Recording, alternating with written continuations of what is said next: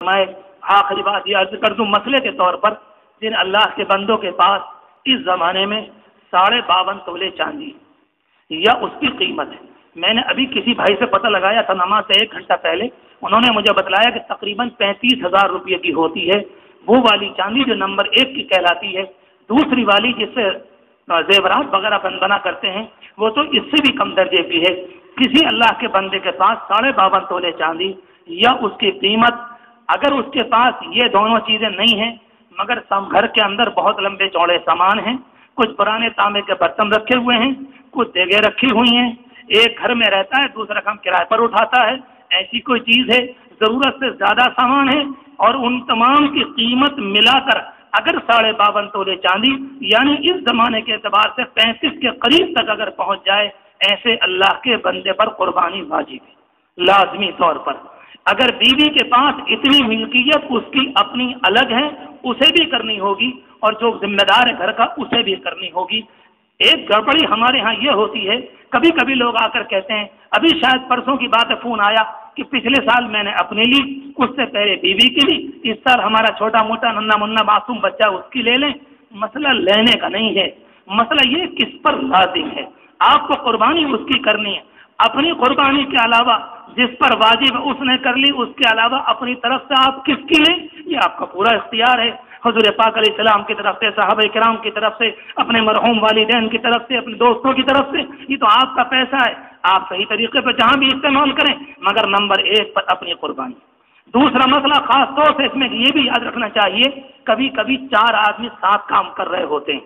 اگر اس 7 کام کو ملا کر الگ الگ پیسے کیے جائیں وہ تقریباً 35,000 کو نہیں پہنچتے، ان کے گھر میں سامان بھی الٹا سیدھا زیادہ نہیں ہے، لیکن وہ 35 کو جب نہیں پہنچیں گے، مان لیجئے ہر ایک الگ کرنے کے بعد جب ملاتے ہیں تو 1 لاکھ ہوتے ہیں، اور الگ کرنے کے بعد 25-25 بنتے ہیں، ان چاروں پر نہیں ہوگی۔ یہ چاروں مل کر یہ کہنے لگیں کہ اس سال تمہاری طرف سے، اس سال تمہاری طرف سے، اگلے سال میری طرف سے، نہیں یہ نہیں کہہ رہا ہوں کہ قربانی نہ کریں، وہ الگ چیز ہے، وہ نفلی قربانی ہوگی، ثواب کی قربانی ہوگی، لیکن وہ قربانی اس کے لیے یہ شرط ہے کہ انسان کے پاس 52.5 تولے چاندی یا اس کی قیمت یا گھر میں اتنا سامان، اور اس زمانے میں اتنا سامان تو تقریباً ہر گھر میں رکھا ہوا ہے۔ کسی ایک گھر میں چلے جائیں، جناب ابلیس ہر جگہ تشریف فرما ہے، تقریباً 15-20 ہزار کے رکھے رہتے ہیں سامنے، سدھارتھ اور اسٹیچو کی طریقے سے 15-20 ہزار کا تو وہی بنتا ہے، وہ ہماری کوئی ضرورت نہیں۔ قیمتی ٹیبری کارڈ یہ ہماری کوئی ضرورت نہیں، 4-4 5-5 گھڑیاں یہ ہماری کوئی ضرورت نہیں، 1 2 3 4 ہمارے بیڈ ہیں، پتہ چلا کل بچے 2، میاں بیوی 2، اور پتہ چلا کہ گھر میں 3 بیڈ پڑے ہوئے ہیں، یہ 2 بیڈ آپ کی ضرورت سے فالتو ہیں، آپ کے گھر میں 1 بائک ہے، یہ آپ کی ضرورت ہے، اس کے علاوہ گھر میں مالدار ہے تو 4 بائک استعمال ہو رہی، یہ آپ کی ضرورت سے علاوہ ہیں۔ اس طرح کو آپ سوچتے چلے جائیں، جو چیزیں فالتو ہوں یعنی استعمال کے علاوہ ہوں، ایسا نہیں ہوا کرتا کہ ہر چیز، کبھی کبھی کوئی برتن استعمال ہوتا ہے ہفتے میں 1 مرتبہ، کبھی 2 مرتبہ، کبھی دن میں 1 مرتبہ، ان کو استعمال ہی کہا جائے گا، لیکن اس کے علاوہ کچھ اور سامان ہے تو لازمی طور پر ان کا یہ حساب لگا لیں، ان اللہ کے بندوں کی طرف سے قربانی ہے۔ ہاں اگر کوئی آدمی اپنے اوپر وہ اس پر لازم نہیں ہے، اس پر واجب نہیں ہے، اس کے پاس اتنے پیسے نہیں، پھر بھی اپنے اوپر کہے کہ میں قربانی کروں گا، ٹھیک ہے آپ کے پیسے آپ جو چاہے استعمال کریں۔ ہاں اگر یہ غریب اللہ کا بندہ کسی موقع پر جانور کو لے کر آیا، لاتے میں گھر اس کی ٹانگ ٹوٹ گئی، اس کی آنکھ نکل گئی، اتارتے میں کچھ گڑبڑی ہو گئی، غریب آدمی ہے، اس پر اللہ نے لازم نہیں کیا، اس نے نیت کر کر اپنے اوپر لازم کیا ہے، اب لاتے میں ٹانگ بھی اگر ٹوٹ گئی اللہ اس کی یہی قبول فرما لے گا، آنکھ پھٹ گئی اللہ اس کی یہی قبول فرما لے گا، یہاں آنے کے بعد یہ گھر سے گم ہو گیا، اس کو دوبارہ لانے کی بالکل ضرورت نہیں ہے، بس اللہ رب العالمین اسی کی قبول فرما لے گا۔ لیکن مالدار آدمی کے ساتھ اگر ایسا ہوا کہ لاتے میں جانور کسی موقع پر ٹانگ ٹوٹ گئی، اسے قربانی کا جانور بدلنا پڑے گا، آنکھ پھٹ گئی اسے بدلنا پڑے گا، بھینس کے 2 تھن سوکھے ہوئے ہوں ایسے پر قربانی نہیں ہوتی، بکری کا 1 تھن سوکھا ہوا ہو ایسے پر قربانی نہیں ہوتی، 1/3 سے زیادہ کان کٹا ہوا ہو ایسے پر قربانی نہیں ہوتی۔ عجیب و غریب مسئلہ ہے، کہہ دوں آخر میں، کبھی کبھی لوگ آتے ہیں اور دیکھ رہے ہیں کہ 1/3 سے زیادہ ہے، مگر چونکہ جانور پسند آ گیا تو یہ مولوی صاحب کو بلا کے لاؤ، یعنی مرا ہوا سڑا ہوا سانپ ان کے گلے میں ڈالو، ہاں بھائی مولوی صاحب تم فتویٰ دو۔ پرسوں کی بات ہے پیٹ کی، میں نے کہا آپ کے پاس آنکھیں نہیں ہیں، کیا بات ہے؟ اللہ کا شکر ہے اچھا خاصا آپ دیکھ رہے ہیں، آپ کو 1/3 کٹا ہوا نظر نہیں آ رہا ہے،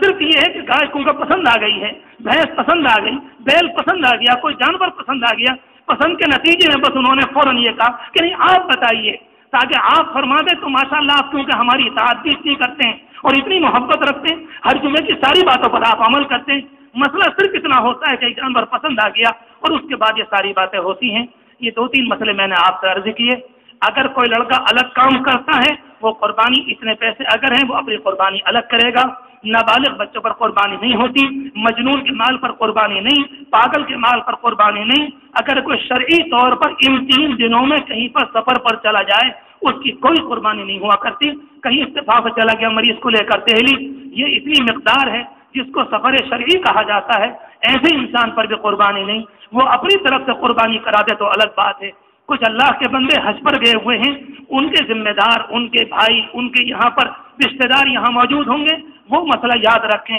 اگر کسی کا کوئی رشتہ دار مکہ مکرمہ میں 16 دن 17 دن 18 دن سے زائد رہا اور اس بیچ میں قربانی کے دن آ گئے تو یہ وہاں پر اب گویا کے مسافر نہیں ہے، یہ مانا جائے گا جب زیادہ ہو گئے تو یہ گویا کہ وہاں کا رہنے والا ہے۔ حج کے آخر میں جو قربانی ہوتی ہے، یہ قربانی جو ہوتی ہے دونوں الگ ہیں، وہ شکریہ کی قربانی کہلاتی ہے، یہ ہماری واجبی قربانی کہلاتی ہے۔ اگر کسی کے رشتہ دار 15 دن سے اوپر اس زمانے میں مکے میں ہیں یا رہیں گے، لہذا وہ لوگ ان کی قربانی یہاں بھی کریں، اور اگر وہ اپنی اس والی قربانی کو بھی وہیں کرنا چاہیں، یہ ان کے اپنے اختیار کی بات ہے۔ اللہ تبارک و تعالی ہم سب کو قربانی کی روح نصیب فرمائے، قربانی کی حقیقت نصیب فرمائے۔ اللہ ہم سب کی قربانیوں کو قبول فرمائے، ابراہیم علیہ السلام کے نقش قدم پر اور حضور پاک علیہ السلام کی تابعداری نصیب فرمائے۔ وآخر دعوانا ان الحمدللہ رب العالمین۔ عید الاضحیٰ کی نماز کل انشاءاللہ 8:30 بجے اس مسجد میں